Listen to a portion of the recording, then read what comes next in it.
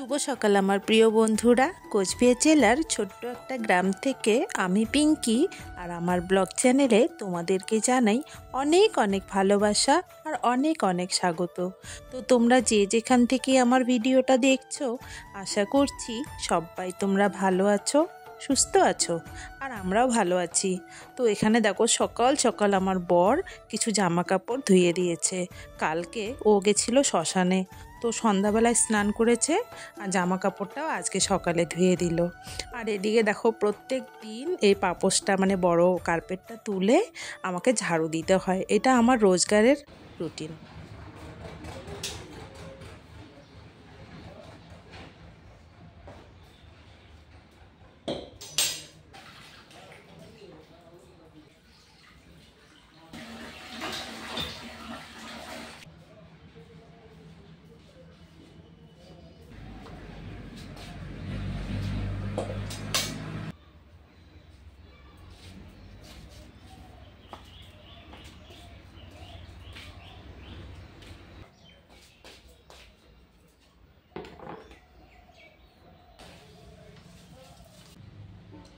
এই বড় ধৈর্যের কাজ, মানে এই বাছাবাছি করাটা না মানে বিরক্তকর লাগে। তো কালকে রাত্রেবেলা খুব তাড়াহুড়ো করে চালটা ভিজিয়েছি, মানে বেশ কয়েকটা ধান ছিল।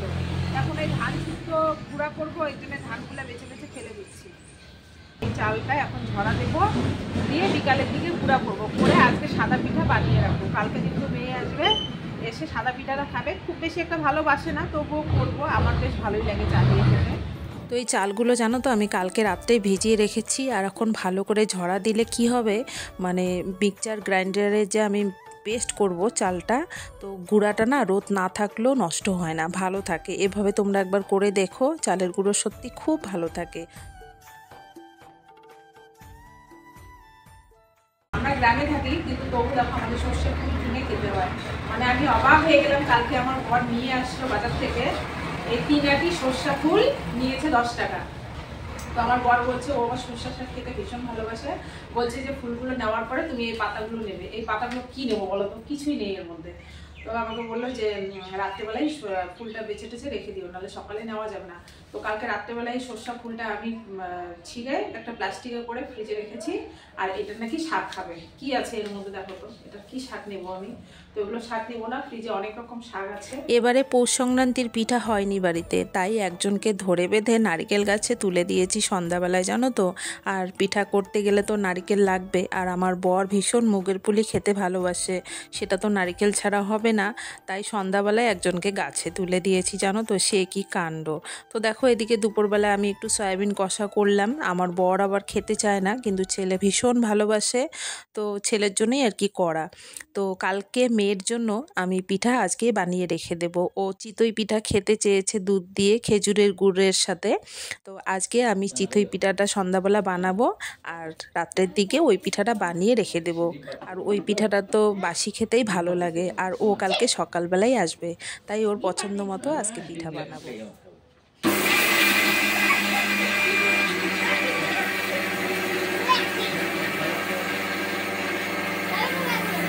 জানো তো বন্ধুরা, আমাদের বাড়িতে কিন্তু ছাম গান দুটোই আছে, কিন্তু আমাদের ছাম গান পৌষ সংক্রান্তির সময় বা কারোর বিয়েতে আমাদের ছাম গানটা পাড়ায় পাড়ায় ঘোরে, কিন্তু আমাকে বাধ্য হয়ে মিক্সচার মেশিনেই চাল গুঁড়ো করতে হয়।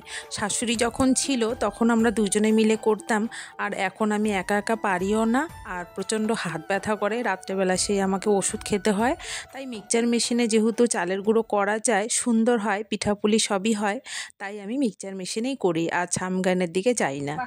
সুন্দর হচ্ছে দেখো বন্ধুরা, আমি ভাবতে পারিনি এত সুন্দর হবে।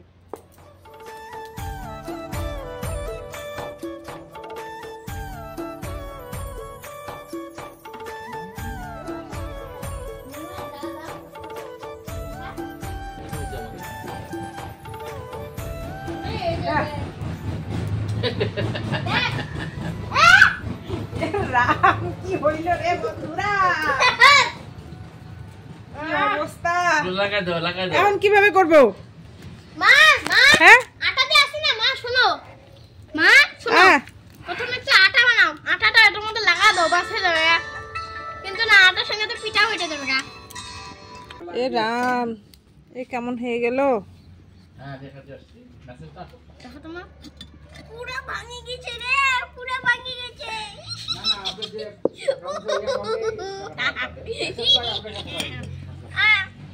একটা কাজ করো মা, এত সুন্দর পিঠাগুলো হচ্ছিল। না সবসময় লোহার পাত্র নেবেন, ফাটবে না পারে। তোমাকে লোহার নিচে রাখতো না? হ্যাঁ, 4 ভাগ গোলার 1 ভাগ পিঠা হয়েছে আর 3 ভাগই রয়ে গেছে। তাই এটা আমি কি করব বলো তো? তাই পাশের বাড়ির কাকিমার কাছ থেকে একটা সরাই এনে তারপর পিঠাগুলো বানাতে বসলাম। দেখো বন্ধুরা, ভালোভাবে তো সাদা পিঠা হয়েই গেল, কিন্তু বরের ইচ্ছা মুগের পুলি খাবে। এবার মুগের পুলি খেতে গেলে লাগবে নারিকেল। এবার নারিকেল তো আছে গাছে, তো কালকে একজনকে বলছিলাম, কালকে সারাদিন গেল, আজকে সারাদিন গেল, তার কোনো পাত্তাই নেই যে নারিকেল পেড়ে দেবে। তো রাস্তায় একজনকে মানে পেলাম আর কি, ও নারিকেল পারে। তো ওকে জোর করে ধরলাম, ধরার পরে ও কিছুতে করবে না, টাকা লাগবে, অনেক কিছু বলে বুঝিয়ে ঠুজিয়ে মানে ও গাছে উঠবে না আর কি, এরকম পরিস্থিতি। তো আমাদের সাইকেলটা নিয়ে গেল বাড়িতে, ড্রেসটা চেঞ্জ করে এসে এখন নারকেল গাছে উঠবে। তো দেখো প্রায় সন্ধ্যাই হয়ে গেল আর এখন গাছে উঠবে। ওই দেখো নারকেল প্রচুর গাছে, কিন্তু ব্যাপারটা হলো পাড়ার লোক নেই। আর মুগের পুলি খেতে গেলে তো নারকেলের দরকার। তো দেখি ও গেছে, এখন আসুক, তারপর নারকেলটা পারবো। প্রথম থেকে আজ পর্যন্ত যারা বন্ধুরা আমার ভিডিও দেখছো তাদের অনেক অনেক ধন্যবাদ। আর যারা আমার নতুন বন্ধু এই পেজে, তাদেরও জানাই অনেক অনেক ধন্যবাদ আমার ভিডিও দেখার জন্য। যদি তোমাদের ভিডিওটা ভালো লাগে তাহলে বন্ধুদের সঙ্গে প্লিজ বন্ধুরা তোমরা শেয়ার করো। আমি অনেকটা দূর এগিয়ে যেতে চাই। আর তোমরা সবাই সুস্থ থেকো, ভালো থেকো। আবারও দেখা হচ্ছে পরবর্তী কোনো ভিডিওতে।